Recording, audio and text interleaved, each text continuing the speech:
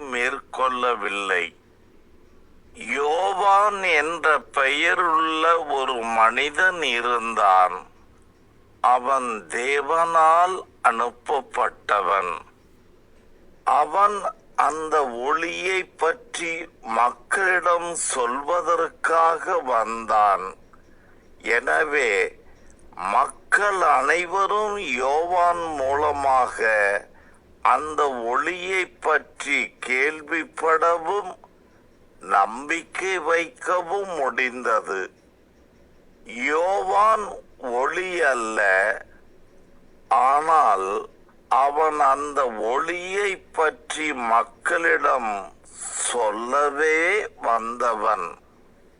அனைத்து மக்களுக்கும் வெளிச்சத்தை தருகிற அந்த உண்மையான ஒளி உலகத்திற்கு வந்து கொண்டிருந்தது. அவர் உலகத்தில் ஏற்கனவே இருந்தார்.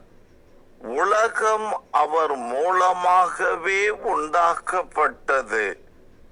ஆனால் உலகம் அவரை அறிந்து கொள்ளாமல் இருந்தது.